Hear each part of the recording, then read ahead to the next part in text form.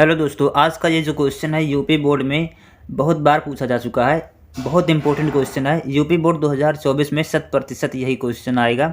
आप इसको ध्यान से देखिए और अपने से पहले सॉल्व करने की कोशिश कीजिए। आइए मैं बताने स्टार्ट करता हूँ। दो घनों जिनमें से प्रत्येक का आयतन 64 घन सेंटीमीटर है के संलग्न फलकों को मिलाकर एक घनाभ बनाया जाता है। इससे प्राप्त घनाभ का पृष्ठीय क्षेत्रफल ज्ञात करना है। इसमें हमें घन और घनाभ के फार्मूले पता होना चाहिए। क्या के लिए इसमें हमें घन घनाभ के बारे में पूछा है। तो दो घन है, प्रत्येक का आयतन 64 घन सेंटीमीटर है, यानी हमारे पास कुछ दो घन है। एक घन मान लो ये है और एक घन ये है, ठीक है। इसका आयतन, इसके अंदर कितना सामान भर सकता है उसका आयतन है 64 घन सेंटीमीटर। इसका भी आयतन है 64 घन सेंटीमीटर। दोनों का आयतन सेम है, ठीक है। अब कह रहा है कि अगर इनको मिला दिया जाए, इनको इसे जोड़ दो, जोड़ दिया तो एक घनाभ जैसा आकृति बन गया कि नहीं। घनाभ जिसकी लंबाई ये हो गई, लंबाई चौड़ाई और यहाँ से यहाँ तक हाइट ऊंचाई, ठीक है। लंबाई चौड़ाई ऊंचाई, देखो घन है, ये घन है।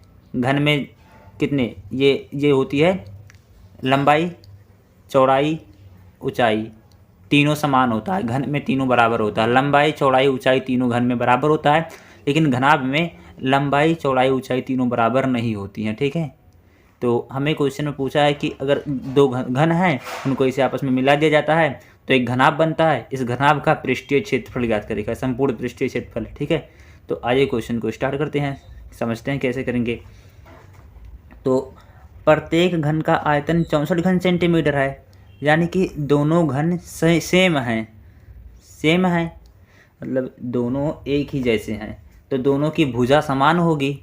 दोनों की भुजा समान होगी, तो हम भुजा पहले घन की ज्ञात करेंगे। तो आइए शुरू करते हैं। घन का आयतन क्या होता है? हल घन का आयतन, घन का आयतन बराबर ए क्यूब। भुजा का क्यूब, घन का आयतन बराबर भुजा का क्यूब, ये फार्मूला होता है, ये आपको याद होना चाहिए। हमें घन का आयतन कितना दिया है? 64 बराबर ए क्यूब, ठीक है। यहाँ पर देखो 64 को क्या लिख सकते हैं हम? 4 की पावर 3 बराबर ए के पावर 3। 4 को क्या लिख सकते हैं? ये 64 को 4 की पावर 3 लिख सकते हैं कि नहीं? अगर दो संख्या इसका क्यूब दो संख्याएं आपस में बराबर है और उनके घात भी आपस में बराबर हैं, तो उनका बेस आपस में बराबर होना चाहिए, उनका आधार आपस में बराबर होना चाहिए, यानी ए बराबर हो जाता है 4 के, ठीक है। समझ में आया आपको? ए बराबर 4 सेंटीमीटर, यहाँ घन सेंटीमीटर था तो इसका आंसर आएगा सेमी। 4 सेमी आ गया आंसर। देखो अब हमारे पास दो घन है तो उनको मिलाकर हमने घनाभ बनाया। पहला घन मान लो ये हाथ पर था, ये पहला घन था, ठीक है। और एक घन और ले आया, मिला दिया दोनों को।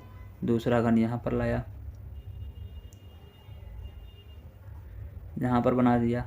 देखो हमारे पास दो घन है। एक घन कौन सा है? यह देखिए आप, एक इधर वाला घन है ये वाला, और एक ये वाला है। यहाँ से यहाँ तक इसकी भुजा 4 है। घन की सभी भुजाएं बराबर होती हैं, तो ये भी घन की 4 है, ये भी 4 है। तो ये दूसरा घन है, इसका भी भुजा यहाँ से यहाँ तक 4 है, यहाँ से यहाँ तक ये भी 4 है, ठीक है। तो हम देख पा रहे हैं यहाँ पर कि ये जो घनाभ हमारे पास बना है उसकी लंबाई कितनी है? यहाँ से यहाँ तक लंबाई ले रहे हैं 4, ये 4, ये कितना हो जा रहा है? 8 हो जा रहा है। लेकिन ऊंचाई तो 4 है और चौड़ाई भी 4 है। हम इससे समझ सकते हैं जो हमने घन बनाया है, देखिए इसकी ऊंचाई मान लो 4 है, ठीक है। इसकी ऊंचाई 4 है, इसकी ये लंबाई 4 है, चौड़ाई 4 है। दोनों को इसकी भी सेम है इसके जैसा, ठीक है। तो अब दोनों को हम आपस में से मिला दिए, मिलाएंगे तो देखो ये 4 थी, ये 4 थी, 4 4 कितना हो गया? 8 हो गया। यानी ये लंबाई 8 हो गई, लेकिन ये चौड़ाई बदली कहीं? चौड़ाई तो सेम ही है सब जगह ना, तो चौड़ाई 4 ही रह गई। और लेकिन ऊंचाई भी देखिए, ऊंचाई भी 4 है। ऊंचाई ज़्यादा ऊंचा नहीं हुआ, सेम ही हाइट पर है, ठीक है। ऊंचाई नहीं बढ़ी है यहाँ पर, तो आप समझ सकते हैं कि यहाँ पर ऊंचाई 4 है। तो घनाभ लिख दें, घन को मिलाने पर, घनों को मिलाने पर, जब हमने दोनों घनों को मिलाया तो क्या हो गया, लंबाई हमारी कितनी आ गई, लंबाई L बराबर कितनी आ गई हमारे पास, 4 + 4 = 8 सेमी। ये समझ में आया कि नहीं आपको, 4 + 4 = 8 सेंटीमीटर लंबाई हो गई। चौड़ाई कितनी आ गई, चौड़ाई बराबर 4 सेमी,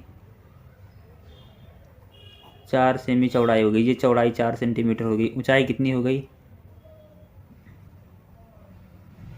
ऊंचाई बराबर ये भी 4 semi, 4 semi.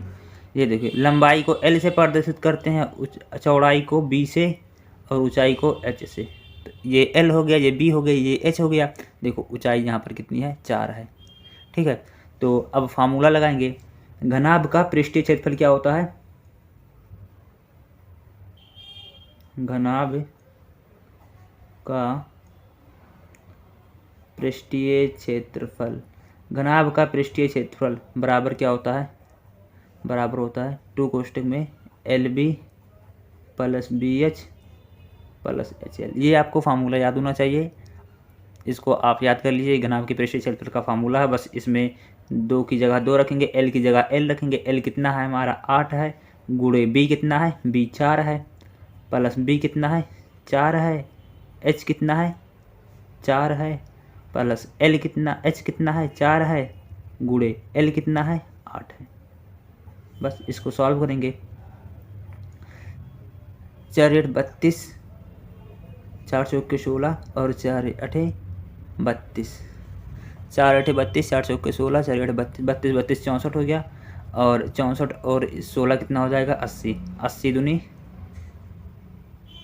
360 centimetre square, centimetre semi square. ये आ गया घनाभ का पृष्ठीय क्षेत्रफल आंसर।